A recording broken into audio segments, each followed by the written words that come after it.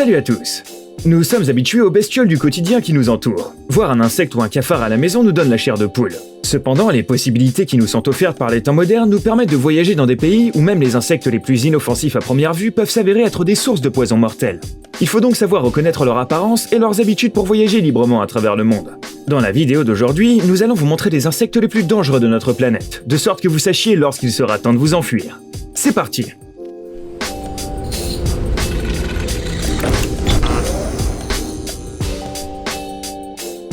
Le Diamphidia.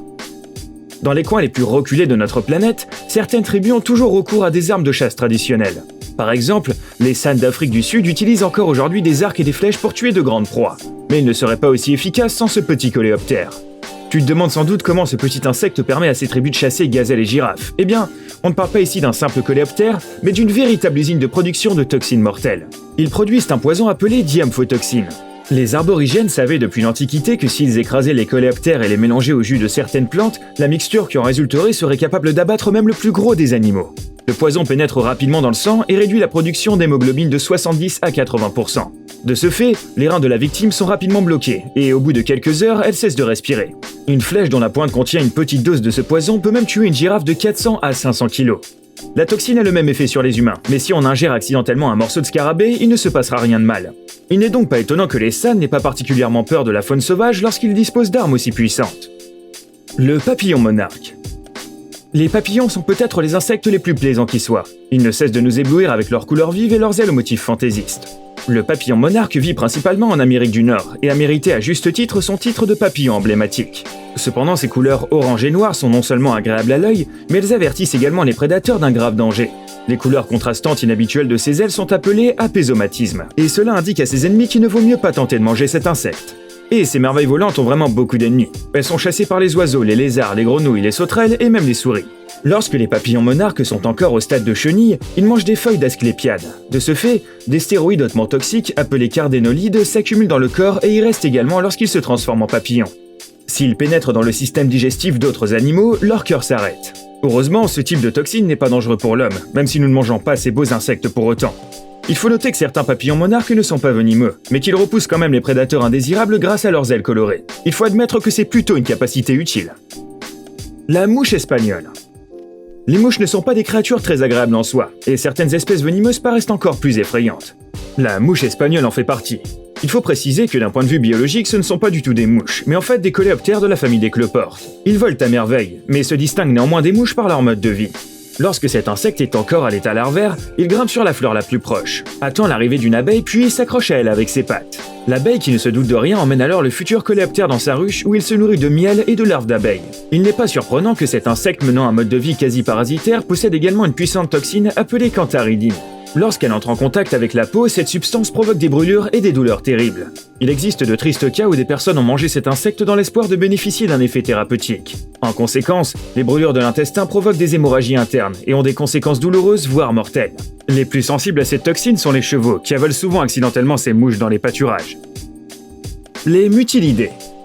Certains agriculteurs du Sud appellent les mutilidés les fourmis de velours tueurs de vaches. Selon une légende très répandue, ces petits insectes peuvent terrasser une mule entière d'un seul coup de dard. Les scientifiques réfutent cette théorie en se basant sur des observations de longue durée sur ces créatures hors du commun. Les mutilidés ne sont pas réellement des fourmis, mais des guêpes menant un mode de vie parasitaire. Elles vivent dans les nids d'abeilles et se nourrissent de leurs larves. Les mutilidés femelles sont dépourvues d'ailes, ce qui perturbe généralement la plupart des gens. Quant à leur piqûre, elle est extrêmement douloureuse, mais ne peut pas causer de sérieux dégâts aux mammifères. Selon les témoignages de ceux qui ont été victimes de cette piqûre, la douleur est si terrible qu'elle donne envie de couper littéralement la partie de peau touchée. Parfois, ces piqûres peuvent entraîner une inflammation locale, alors ne laisse pas cette dernière s'approcher de ton visage ou de toute autre muqueuse. En général, ces guêpes sont plutôt mignonnes. C'est peut-être pour cela que certaines personnes pensent à tort qu'elles peuvent les caresser sans crainte. La coccinelle. Chacun d'entre nous a probablement déjà une coccinelle sur la main au moins une fois dans sa vie. Cette gentille bestiole semble être un insecte parfait. Elle aide les jardiniers à lutter contre les parasites, se pose allègrement sur la paume de la main et ne pique pas. Et entre nous, nous avons tous calculé l'âge d'une coccinelle en comptant les points sur ses ailes avant de la relâcher dans les airs. Il s'avère que cet adorable insecte n'est pas aussi inoffensif que nous le pensions. Tout d'abord, de nombreuses coccinelles possèdent une substance toxique appelée l'hémolymphe. Peut-être que tu l'as déjà vu, c'est le liquide jaune qu'elle dégage parfois. L'hémolymphe est en fait le sang de la coccinelle qu'elle utilise pour se protéger. Cette toxine se trouve le plus souvent chez les insectes aux ailes jaunes et noires. Elle n'est pas dangereuse pour l'homme, mais si une goutte de ce sang se retrouvait dans ta bouche, elle provoquerait une réaction allergique locale et parfois même un empoisonnement. Ne t'en fais pas, la coccinelle n'est pas très nerveuse quand elle rencontre une personne, mais prends garde à ce joli coléoptère. Un insecte assassin. Parfois, il suffit d'un simple regard pour se rendre compte qu'il ne faut pas jouer avec certains insectes. Voici l'insecte assassin de la famille des Rhéduvidae, clairement pas la plus gentille des créatures de la planète. Ces insectes peuvent atteindre 3 à 4 cm de longueur, ce qui en fait l'une des plus grandes espèces d'insectes. Comme son nom l'indique, cet insecte mène une vie de prédateur. Son régime alimentaire se compose de chenilles, de scarabées japonais, de scarabées mexicains et même de papillons. Ils sont également connus pour leur comportement cannibale. En période de famine, ils peuvent s'attaquer à leurs jeunes parents. Ils évitent généralement les humains, mais ils peuvent également nous blesser grâce à leur bec puissant. La morsure de l'insecte assassin traverse la peau comme un couteau, laissant une blessure profonde et un engourdissement désagréable.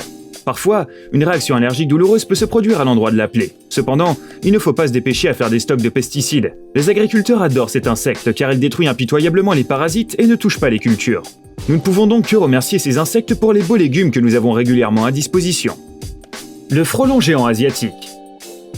Voici le plus grand frelon du monde, le frelon géant asiatique. Croyez-nous, ce dernier n'est pas là pour rigoler, et il est tellement dangereux qu'il menace même l'ensemble de l'industrie agricole américaine.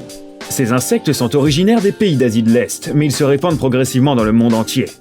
En 2020, on a ainsi découvert de grandes colonies dans le nord-ouest des États-Unis. Et cette invasion représente une sérieuse menace. Le fait est que les abeilles de la région ne disposent pas de moyens de protection qui leur permettent de se défendre efficacement contre les frelons.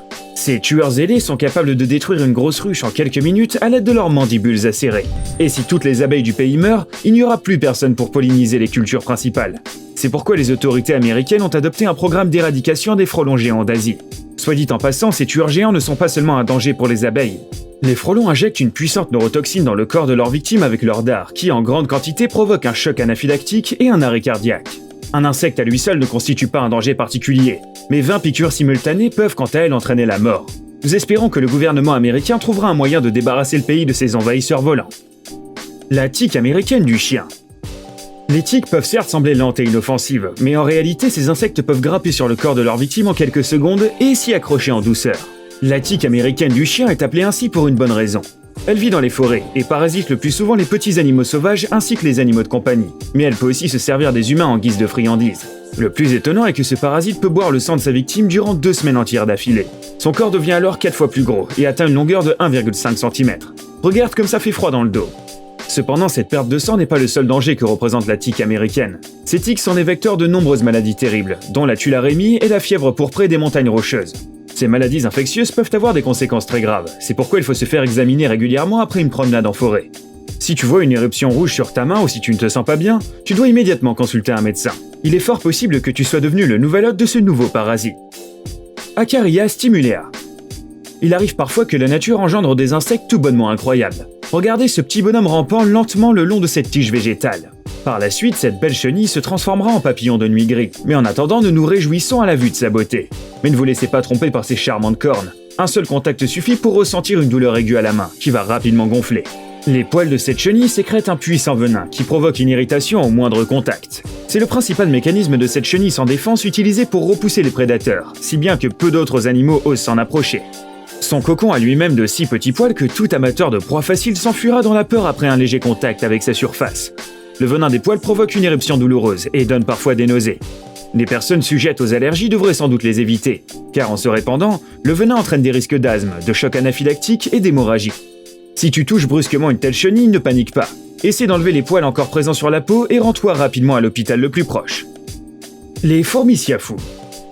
As-tu déjà vu la scène dans Indiana Jones où les héros sont poursuivis par 2 soldats soviétiques et une armée de fourmis? Les méchants sont littéralement engloutis par une mer d'insectes. Le scénario était basé sur les véritables fourmis siafou vivant en Afrique du Sud et dans certaines régions tropicales d'Asie. Ce sont des créatures carnivores dont l'alimentation principale est composée de vers, de coléoptères, de sauterelles et même de petits rongeurs. Le réalisateur du film a certes peu exagéré sur la puissance de ces insectes, mais les vraies fourmis ne sont pas moins dangereuses envers l'homme. Pour commencer, elles se rassemblent en immense colonie de 20 millions d'individus.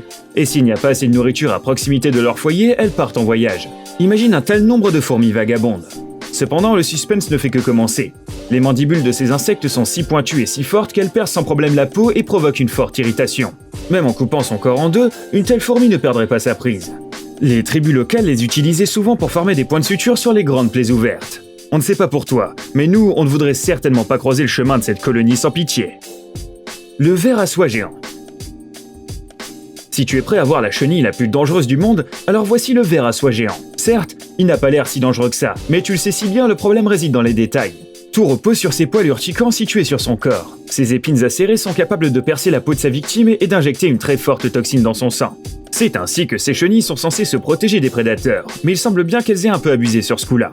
Le contact avec ces épines peut être fatal, même pour les humains. Cette toxine rend la coagulation du sang impossible et se propage rapidement depuis l'emplacement de la piqûre à tous les tissus adjacents. Dans les cas particulièrement graves, cela entraîne une hémorragie interne qui se termine par une insuffisance rénale et une hémorragie cérébrale. En médecine, ce phénomène est appelé syndrome hémorragique. Mais comment un si petit insecte peut-il causer autant de dégâts? On te rassure, ce poison n'a des effets vraiment terribles qu'en grande quantité. Et son taux de létalité à son contact n'est qu'à 2,5%. Cependant, si jamais tu croises un tel insecte, mieux ne vaut pas s'en approcher. Fini l'heure de paresser. Il est temps de booster ton cerveau. Bienvenue sur la chaîne Brain Time Français. Découvre tous les événements extraordinaires du passé, du présent et même de l'avenir. L'effervescence du milieu naturel et du règne animal, des événements choquants ainsi que des mystères non résolus. Tu trouveras tout cela et bien plus encore ici. Alors abonne-toi et tu ne le regretteras pas.